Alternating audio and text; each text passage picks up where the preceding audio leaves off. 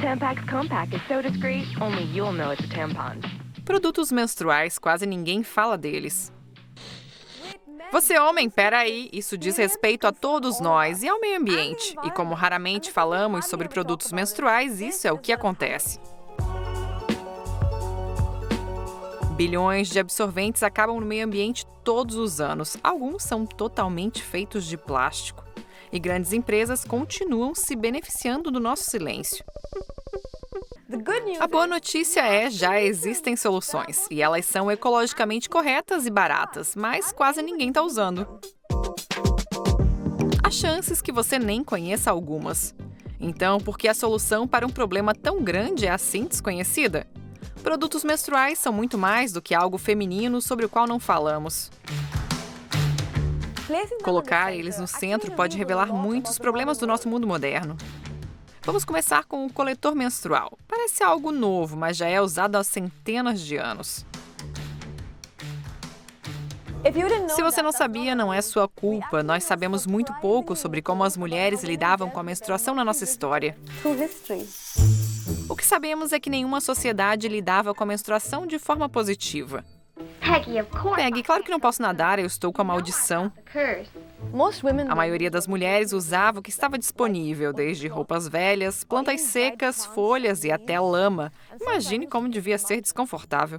I can't imagine how uncomfortable that must have been. Sem mencionar que não era prático. Na época em que a primeira lâmpada foi inventada, que surgiram as primeiras ideias para o coletor menstrual moderno. Cerca de 200 pessoas registraram patentes para diferentes aparatos, desde cintos, sacos até suspensórios, aventais e cintas. Quando as mulheres começaram a trabalhar fora e a produção em massa iniciou, algumas soluções mais práticas entraram no mercado, como os absorventes externos e internos e o coletor menstrual. E foram uma sensação. Pela primeira vez, as mulheres podiam trabalhar e nadar em qualquer dia do mês. É algo libertador de uma forma muito física. Sharra escreveu 2 livros sobre a menstruação na nossa história. Ela afirma que, mesmo com essas invenções, apenas ricos e pessoas do Ocidente tinham acesso. A menstruação nas camadas sociais mais baixas ainda é um grande problema no mundo. O absorvente se tornou o favorito da elite na época e era visto como uma opção segura para aqueles que não queriam imaginar as mulheres e filhas inserindo algo no corpo. Alguns temiam até que elas perdessem a virgindade. E isso não mudou muito. Os absorventes ainda são os mais usados e eles também são os que geram maior impacto ambiental. Mas vamos falar sobre isso mais tarde. Os antigos absorventes internos e coletores menstruais ficaram fora de moda na metade do século XX.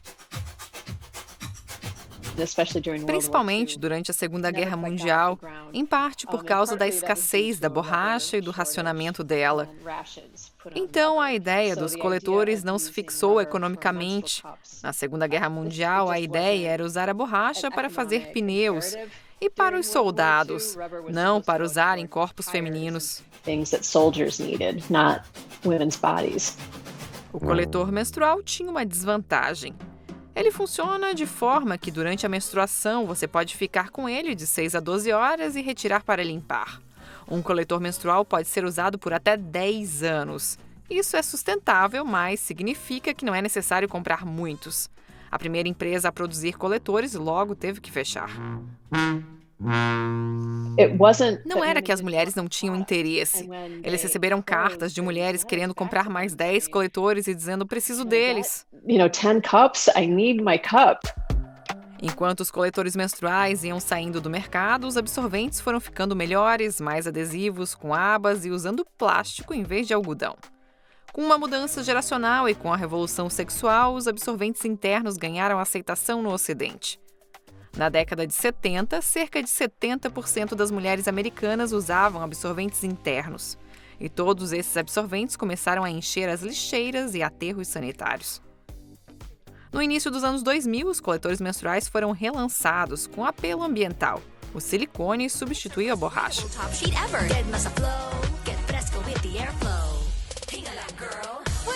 Mas fabricantes de absorventes têm garras profundas e o conceito de menstruação havia sido tão higienizado que era difícil imaginar tocar, limpar e reutilizar algo que havia entrado em contato com sangue menstrual, aparentemente vergonhoso. Nossos corpos excretam muita coisa, seja cera da orelha, coriza pelo nariz, um monte de coisas, mas não julgamos da mesma maneira. Você não vai perder uma posição social por causa da cera do ouvido, mas se o sangue vazar, se você não controlar sua menstruação, quaisquer que sejam os costumes sociais, então você vai ter alguma reação sobre isso. Then there is retribution about that.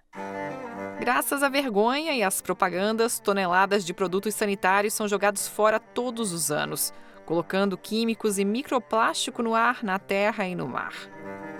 Essa vergonha é ainda muito mais aparente em culturas patriarcais asiáticas, onde mulheres são vistas como impuras quando menstruam.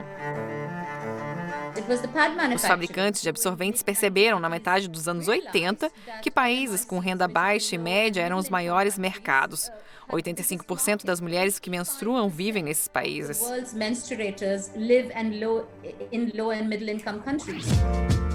Supriya ressalta que 80% das mulheres da Índia não têm acesso a produtos menstruais. Então, o mercado é bem atrativo. O governo indiano está trabalhando para melhorar o acesso e promove absorventes não sustentáveis e agora o mercado está cheio deles. Eu acho que a intenção era boa. Era realmente apoiar as mulheres de baixa renda a gerenciar seus períodos menstruais. Então, eles decidiram fazer da forma mais simples e pegaram carona no conhecimento existente e na máquina de propaganda da indústria de absorventes.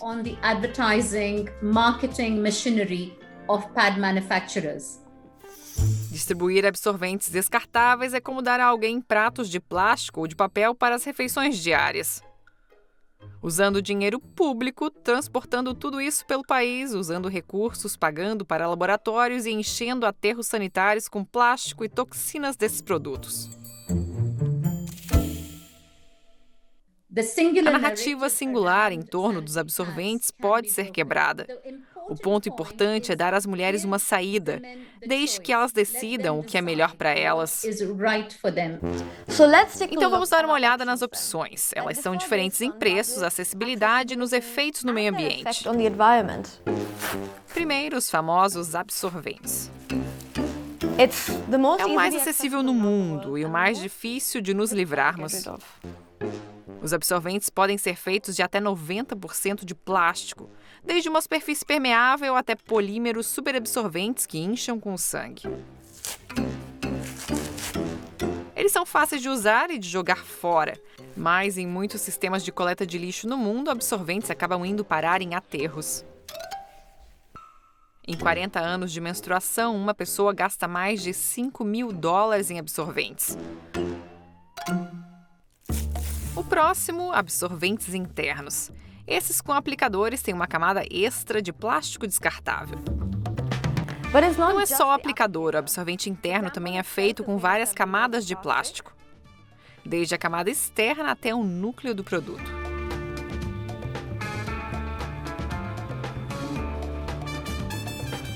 E geralmente a linha também é de plástico.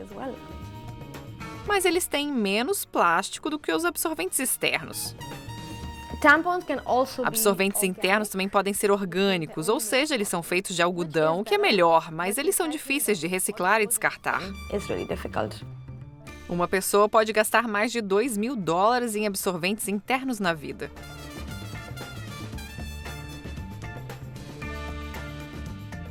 Calcinhas absorventes estão ficando mais populares no Ocidente. Elas têm duas camadas, uma externa e resistente de plástico ou fibras naturais para evitar vazamentos e uma outra de tecido superabsorvente que fica próximo à pele. Elas podem ser usadas por 2 anos, mas como todo item reutilizável, para lavá-las é necessário algum tempo e esforço. Um reutilizável que está voltando com força é o coletor menstrual. Pode demorar para acostumar e o acesso à água é absolutamente essencial para a higiene, mas o interesse está crescendo. Itens reutilizáveis custam bem mais no início, que é um grande problema para as pessoas sem renda, mas eles podem ser usados por muito tempo. Do ponto de vista ambiental, um coletor menstrual pode substituir 20 absorventes por período menstrual. São cerca de 250 por ano e, durante uma vida, 4 coletores menstruais podem substituir 10.000 absorventes descartáveis. Só o fato de desestigmatizar a menstruação e tornar isso normal, inserir o tema em conversas, é uma maneira diferente de viver. E acho que isso pode ser radical da sua própria maneira. Depender das empresas para obter informações tem reforçado o estigma e a vergonha dos produtos menstruais. E a poluição.